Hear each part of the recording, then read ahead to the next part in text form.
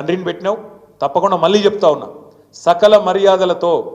మేము మళ్ళీ ప్రభుత్వంలోకి వచ్చిన మరుక్షణమే సకల మర్యాదలతో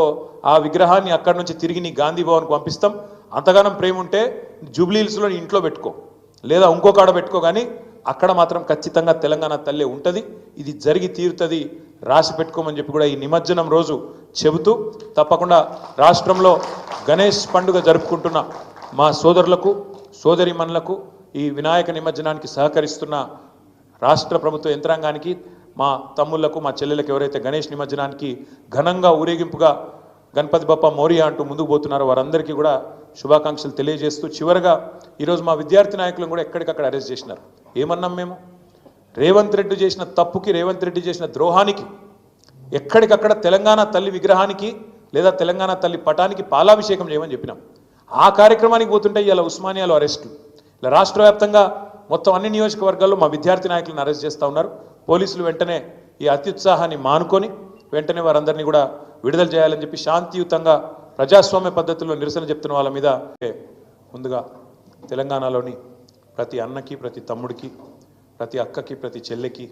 ప్రతి ఒక్కరికి ముందుగా ఈ జాతీయ సమైక్యతా దినోత్సవం సందర్భంగా శుభాకాంక్షలు ఇవాళ చరిత్ర తెలియని చాలామంది ఈ సెప్టెంబర్ 17ను వక్రీకరించి రకరకాలుగా వారి రాజకీయ ప్రయోజనాల కోసం పాకులాడుతున్నప్పటికీ తెలంగాణలో ఎప్పుడైనా గంగా జమున తెహజీబ్ ఉండాలే తప్పకుండా ఇక్కడ కులాలకు మతాలకు అతీతంగా తెలంగాణ బిడ్డలు ఎప్పటికీ ఒకటిగా ఉండాలని అభిలషించే పార్టీగా అభిలషించే నాయకుడిగా కోరుకునే నాయకుడిగా కేసీఆర్ గారి నాయకత్వంలో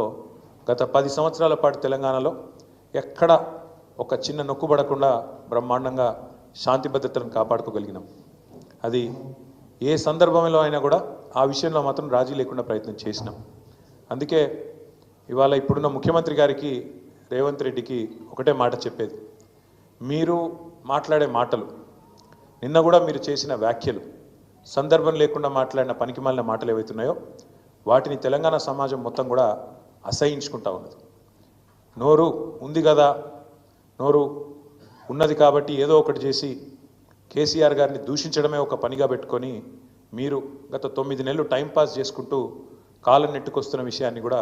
ప్రజలు గమనిస్తూ ఉన్నారు చేతనైతే మీరు ఇచ్చిన వాగ్దానాలు అమలు చేయండి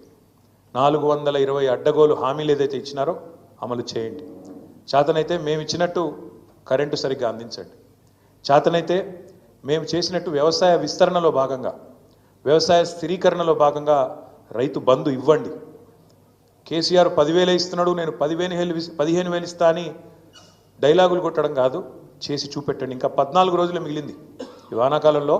14 రోజులు మాత్రమే మిగిలింది ఈ పంటకి మరి ఇప్పటికైనా చేతనైతే దమ్ముంటే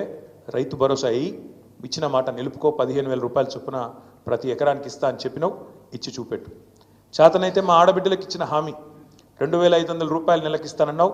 ఇచ్చి చూపెట్టు చేతనైతే మా పెద్ద మనుషులకు హామీ ఇచ్చినావు 2,000 పెన్షన్ కాదు 4,000 ఇస్తా కేసీఆర్ అవ్వకో తాతకో ఇస్తున్నాడు నేను ఇద్దరికి ఇస్తా ప్రభుత్వ ఉద్యోగుల తల్లిదండ్రులకు కూడా ఇస్తా పెన్షన్ అని చెప్పినావు కదా చేతనైతే చేసి చూపెట్టు మా తమ్ముళ్ళు మా చెల్లెలు ఎదురు చూస్తూ ఉన్నారు 2 లక్షల ఉద్యోగాలు మొదటి సంవత్సరంలో ఇస్తానని చెప్పిన అశోక్ నగర్కి పోయి అక్కడ డైలాగులు కొడుతూ పోజులు కొడుతూ రాహుల్ గాంధీ రేవంత్ రెడ్డి ఇద్దరు చెప్పిన మాట ఎప్పుడు మరి 9 నెలలు అయింది 10వ నెలలో పడ్డది సంవత్సరం లోపల 2 లక్షల ఉద్యోగాలు అన్నారు ఇప్పటి వరకు ఒక్క ఉద్యోగం ఇవ్వలేదు అని ఎదురు చూస్తున్న మా తమ్ముళ్లకు మా చెల్లెలకు చేతనైతే నోటిఫికేషన్లు ఇచ్చి పరిపాలనలో నీ సత్తా అయిందో చూపెట్టు హైదరాబాద్ అతలాకుతలం అవుతున్నది ఒకవైపు పత్రికలు రాస్తా ఉన్నాయి ఆంధ్రజ్యోతి పత్రిక రాసింది మొన్న 28 రోజుల్లో 30 మర్డర్లు అని ఈనాడు పత్రిక రాసింది ఈ నగరానికి ఏమైంది అని చేతనైతే తెలివి ఉంటే హోంమంత్రి శాంతి భద్రతలను అదుపులోకి తీసుకొని రా ఇవాళ ఆంధ్రజ్యోతి పత్రిక రాసింది అవకాశం ఉంటే చూసుకో పోలీస్ బండ్లల్లో కనీసం డీజిల్ పోస్తలేరని రాస్తున్నారు గోదావరి కన్లో పోలీస్ బండ్ల